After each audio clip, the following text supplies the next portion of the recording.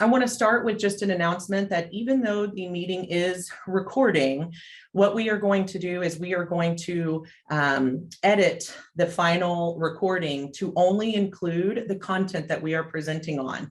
So if you happen to unmute yourself, or if you happen to share at any point, either before or after the presentation, just know that that will be private and that we will not be saving that piece of the meeting. So there's a lot of support groups out there that are helpful and that a lot of people find beneficial. But what we're hoping to do is not only build a community around brain injury, but we're hoping to share information about the process that will help make the recovery process a little bit more manageable. And I think that that's where we kind of make ourselves a little bit unique. So we are excited today, we're going to be exploring self-compassion and why it's necessary in this recovery process. First and foremost, I want to let you guys know, my name is Ashley Coley. Some of you guys may know me, some may not. I am one of the directors here at OCVT, and a little bit about my background is I am an educational specialist. So I'm actually certified to teach all 4 core subjects in grades anywhere from 4th through 8th grade. And I am excited to be here and to help share more information. My co-host is Allie Conrad, and I'd like to share a little bit of information about her. She is a daughter, she is a sister, she is a fiance, she's a teacher, she's a life coach, she's a friend, she's a confidant, and most importantly, she is a brain injury survivor. She is instrumental in this process and has so much valuable insight and information that she has worked so hard on in order to prepare this today. So big shout out to her. But just really quick, for the people who just joined, a little bit about Allie Conrad, who will be my co-host. She is a phenomenal person. She's a daughter, a sister, a fiance, a teacher, a life coach, a friend, a confidant, and most importantly, she's a brain injury survivor that has so much valuable insight into this process of recovery. And I'm so excited for her to introduce herself, and that way we can dive in. But it's all you, Allie. Go ahead and share about yourself.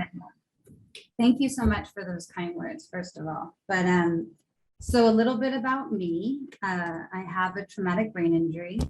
I suffered about almost 4.5 years ago from falling, like quite literally on my head.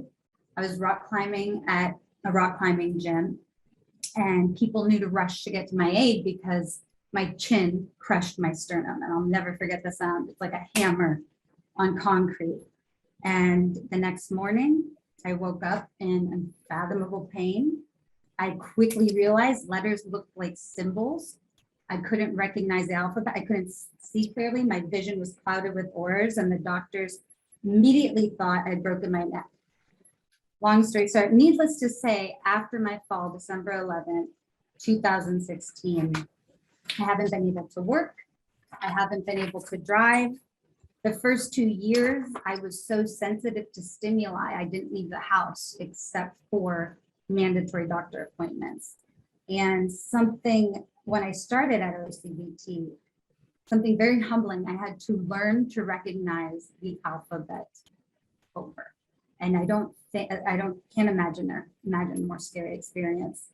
And I actually brought something I found that shows the activity. Sorry, I don't have it. That shows how I had to identify each. Here it is. It shows how I had to recognize the alphabet and put it in sequential order. And I wasn't able to do it.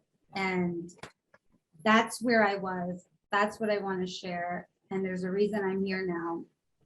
So I'm sharing this part because I know I need to share that we can survive the unimaginable. And this has been obviously quite a journey. And I'm not here to lecture or provide expertise. I'm not an expert. I'm a patient. And I think most importantly, I'm a peer. And as a peer, I want to share some of the insight and skills that have kept me going. and continue to keep me going every day. And moving on, I was motivated to participate in this journey because I would have given anything for someone to look me in the eyes when I started and say, it will be okay. There is something on the other side. And my goal here is just to create a safe space where as a community, we can be vulnerable and use our experiences to learn from one another. So today we're going to review self-compassion, a skill critical to surviving trauma. So let's jump into what self-compassion actually is. So self-compassion is when we recognize a moment of suffering and we validate our experiences. It is really important to recognize self-compassion as a survival skill because when we accept that suffering is unavoidable, it is part of being human. When we realize that there's a common ground with others and feelings, thoughts, circumstances, and then we're able to build upon an existing support system.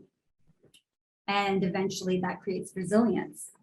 And moving on to Kristen Neff, who is extremely influential in the research and scientific-based evidence of the efficacy and benefits of practicing self-compassion. So I just want to cite her as a lot of the research and information contained in this presentation is contributed because of Kristen Neff. Quick background, she's a teacher at the University of Texas at Austin.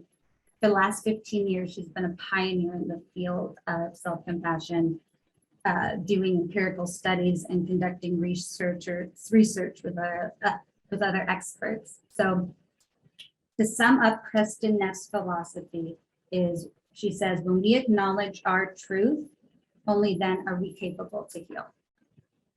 So. Awesome. Yeah. And then, the power of self-compassion. I mean, it's evidenced to help retain our brain and increase our abilities, or retrain our brain and increase our abilities to regulate touch emotions. It's also a powerful tool to accelerate our mental and physical heal more effectively. And lastly, self-compassion helps our personal motivation in overcoming challenges and loss. And so there are, we need to honor the undeniable truths that, anyone is just as likely as anyone else to experience these outrageous misfortunes. Anybody, it can happen to anybody at any time. But as a society, we naturally assume that things are supposed to go well for us. So when they don't, we immediately, think that something is fundamentally wrong. But we can always move towards healing by letting go of that inner resistance of, something's wrong. Why is this happening to me? Oh, sure. And real quick, we have something to add real quick from a participant that's on site, but feel free. Hi, I'm Louise. I am almost 8 years out from a stroke after a visit to the chiropractor. It mainly affected my vision and my inner ear, but I have a whole host of other issues that are because of those two main things. And I wanted to just speak up because I was stuck in the anger phase of my grief for probably a good 2 years. I was mad at doctors for not doing more or not knowing more, or not telling me something. I was mad at myself because I wanted to go to work. I wanted to travel. I wanted to do the things that I like to do, and they just couldn't happen with my new reality. And once I started moving from anger into acceptance, which I don't know officially what the stages are, I can never remember them. But once I got past that anger, I realized that if you put your energy into being mad or beating yourself up or why me, it takes away from energy that you could be spending on making your world fit what's going on. You Absolutely. Can't accept, if you can't get past being mad, you're not going to listen to Ashley when you come to OCVT. And when she has you pull the string with the little beads and start looking at it, when you're mad, you're still mad when you're looking at those beads. When you're not mad and you're, I don't want to say at peace because I don't know what that means anymore, but when you are not beating yourself up, Exactly. it lets a lot more through. Healing Yes, happen. exactly. Thank you so much for sharing that, because that is exactly what we're going for today, is letting go Mhm. of some of those emotions that can be, obviously felt, and we're going to validate these emotions. So, a common belief is, when we are hit the hardest, when we suffer tragic experiences such as a TBI, we feel like the world has turned against us. We feel like there's something, that just can't be fixed. But One thing that I forgot where I heard it. If I could credit them with it, I would. You have to look at, if you're sitting here and someone offers you chocolate and they offer you a Tootsie Roll and they offer you a Hershey's Kiss. Well, a Tootsie Roll is good. But if you're expecting your Tootsie Roll to taste like a Hershey's Kiss, you're going to be sadly disappointed. So you have to deal with your situation in the moment, not wishing and hoping that this Tootsie Roll is one day going to taste like a Hershey's Kiss, because it's never going to happen. yeah. So, And that's perfect for that next bullet point. It is common to feel, emotions when we have lost something, but it will always be, we need to look towards the gains that we can, achieve. And so we can't help but assume that the game is over, but let's talk through how we get past those and how we're able to focus on the healing aspect. And again, it's shifting our perspective to succeed and to survive. So as far as perceptions, echoing on what Louise said, is that it's hard, and we have to shift how we see what is our new normal. Because if we don't challenge our current perceptions, we're not going to honor what we need to heal. So I'm here to say that there is truth in that some things have been lost, and a traumatic brain injury or stroke, it causes unequivocal pain. And we must remember that this isn't our last chapter, but it is likely to be the most defining one.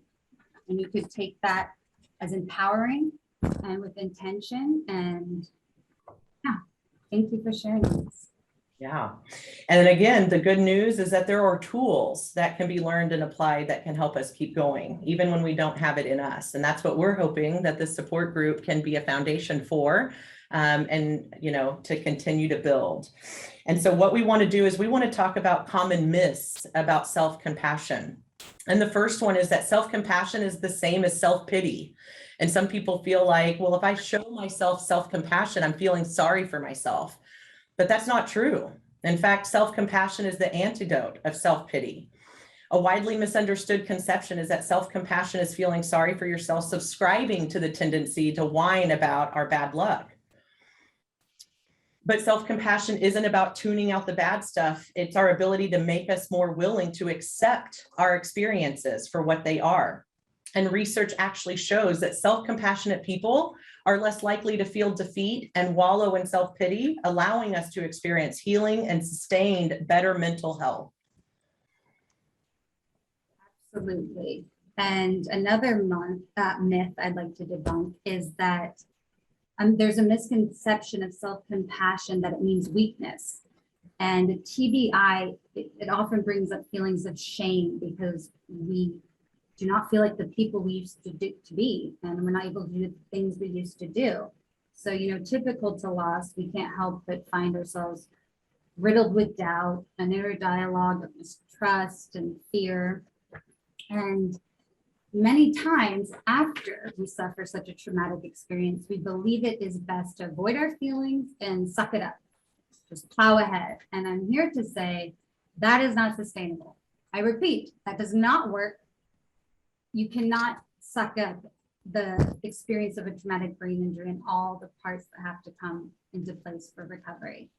So research studies now show that participants who confront their pain head on and meet their pain with an understanding and loving acceptance, they're able to heal more effectively. And it is a better style of coping in a more gentler and effective way, if that makes sense. Absolutely. And then to continue on, another myth, the next myth is the idea of self-compassion will make us complacent. This is something I struggle with. I'm very hard on myself, and I have a tendency to struggle with not pushing myself. But now there's a significant amount of research that shows self-compassion to be a very effective approach of personal motivation. And in any process of the recovery, you need to be self-motivated. And you can't do what's needed unless you find the inner will within. And the research also shows that self-criticism, self-punishment, these actually compromise and diminish our ability to heal.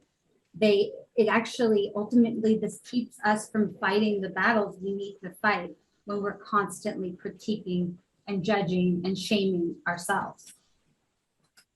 Absolutely. Just to add what she just said, humor gets me through a lot of things.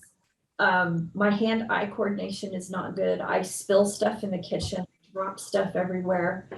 And my husband always says, well, the cats like you because they can always come in the kitchen and find a snack, because when I try to clean it up, I don't see everything that I messed up. So inevitably there's something somewhere that he has to come along and clean. But if we didn't laugh about that, I would spend every day just crying because I spilled something. And like they say, don't cry over spilt milk. It's not that big of a deal. I can't remember if I watched a TV show or not. My short-term memory just doesn't really grasp things that aren't really, really important. And the way I look at it is I never have to watch reruns because I really don't remember if I saw them before or not. So such a good point. Yeah. And what we would like to end with is just a few exercises that, are research-based and proven to help with increasing your ability to show yourself self-compassion. The first one, there is, research that shows that if you write, even if it's just for 3 minutes from a compassionate perspective, it can really help you to explore those feelings and to validate those feelings, but then to also help move past them. And I included a picture of Allie's journals that she sent me, we're preparing for this. And I included it because she, is very adamant about the writing piece and it's her outlet. And she said, Ashley, I seriously have like 20 of these at home, and went home and took a picture. So I thought it was so perfect that that's one easy thing that you can do with a piece of paper and a pen is write for 3 minutes from a compassionate perspective. And then Can I add to that really quick? I'm so sorry. I'm going to go back. So it turned out I had 28 journals in the last 5 years filled with random things I haven't looked back at. But what I had always done in the last 5 years is keep a journal of inspiration. So when I found inspiration, or when I felt a moment of comfort, or I had a conversation that touched me, I wrote it down. Because as you know, when you have a brain injury, you can forget. And now I could look back 5 years later on these milestones, these touchstones, and say that this is true. If you practice self-compassion, if you write down and look for inspiration, you will be successful, without a doubt. I really like the touchstones because that is a meaningful word, I think. But there's a second exercise that we wanted to share that is also research-based, and it's almost like a 3-step process. And the first thing that you need to do is to say to yourself, this is a moment of suffering. We acknowledge that this is a moment of suffering, or I'm upset, I'm disappointed, I'm in fear, I'm afraid, I am tired, I am vulnerable. it's being mindful. We are acknowledging that this is a real thing. We're not compartmentalizing it and trying to store it away and not feel it, not address it, not experience it. So we have to acknowledge when we are having a moment of suffering or a moment of pain, right? But, allow yourself to experience it. But then, the next piece of that is you have to also acknowledge that suffering is part of life, that we aren't alone in our suffering and that it can happen to anybody. And when we're able to do that, we are finding a common ground of humanity. Like it is going to happen. But what we need to do is, to be kind to ourselves. And so it showed that if you put your hand, and it says over your heart, but it also stated that it can be anywhere, but just feeling, I know in school, they would always say, pat, kiss your brain, to the students when they got a right answer, or hug yourself, give yourself a pat on the back. All of those are ways to express love to yourself. And so feeling, putting your heart or your hand on your heart and feeling your warm hand gently press against your skin and showing yourself love, that it's going to be okay. And it will, there is more to come, and that we're not going to stay in this moment of suffering forever. We need to experience it. We need to work through it. And then we need to look forward to what's next. And I've included and I don't know, Allie, if you want to talk about these, but I think one of these is the one that you created an attachment, which I mentioned I attached. You should be able to download it. I'll also send it out to everybody that RSVP'd. So I will send it out as well. But Allie, if you want to touch on these last three pieces before we wrap up. The PDF or? Just the resources at the website, because I'm going to send it out to them. If you just, I think it's the Kristen Neff's. Kristen Neff's, yes, that's her website, selfcompassion.org. She has video, presentations and podcast and mindful meditations, but there's no way you can't leave that site feeling inspired and have, encouraged to keep going. And then the PDF that is attached there includes more exercises such as writing and practicing mindfulness and whatsoever to be self-compassionate. So that's like an action step if you want to look at the PDF. Awesome. And then what I just wanted to say is, just thank you guys so much for joining. What we're looking forward to doing is to build from this. So we're going to be taking this and each week we're going to be building. And so we're just so excited to, build this community and connect with one another, share information, share skills. I know Ashley Alavi, who's one of our directors, has her hand up. So I think she wants to say something, but I wanted to see, does anybody else that is a participant have anything that they would like to share before Ashley A does? And if not, that's totally okay. I just wanted to give the opportunity in case there is. Okay, well, Ashley A. Hi guys, can y'all hear me okay? You can. This is really great. Great job, Allie and Ashley. This was so awesome to be a part of. I love the self-compassion theme, and one resource that actually Allie showed me in one of our therapy sessions, which I think is just so relevant through any experience and journey you go through in life, especially something as heavy and important as a traumatic brain injury, is Kristen Neff has this TED Talk where she talks about self-compassion. And I think it's about 15 to 20 minutes long. If you just go to YouTube and type in her name and then like self-compassion, it should be one of the first things that pulls up. I think it's a pretty popular TED Talk. And just the way that she goes through the whole 15-minute lecture is so empowering, and just it really, puts things into such a different perspective. So on top of these amazing resources that Allie and Ashley have put together, I would encourage everyone to look at her TED Talk on YouTube, or if you have like TED.com, then I'm sure it pulls it up on there too. But great, this is awesome. Thank you so much for leading such a compassionate discussion about this journey of TBI. Absolutely. Thank you for sharing that, Ashley. And then the last thing I wanted to mention is if you have a topic or that you would like for us to explore in one of our support groups, please email me and you can send anything that you would like to learn more about, and we will try our best to just share information. Again, this is just a way for us to connect and support one another and share information. And so just thank you guys so much. And our next one will be, of course, the first Thursday of every month. And we are looking forward to the next one. And we hope that you guys can join. Just so you know, you'll receive, if you RSVP'd for the first one, I'm going to include you on all the links. So if you're able to join, great, but you won't have to RSVP for everyone because you're on my list now. And I'm going to send you every link each time. And if you're able to join, wonderful. But if you happen to be busy that day, that's okay too. But just know you don't have to RSVP for each one. You're on my list, so you'll receive the link for each one. And they're recorded, right, Ashley? They are recorded, and we will, and I'm going to, as I mentioned, we are going to revise what, so it's only the material information, and then we will be saving and storing. And so I'll talk more about that process at our next meeting. All right. Thank you guys so much. And have It looks like I think Dr. Larson has her hand up. please. Thank you, Ashley. I didn't see that. Please, Dr. Larson. Hello, guys. I just wanted to thank you, Ashley and Allie, and everybody for joining. What an awesome first meeting. We're so excited to have everybody here.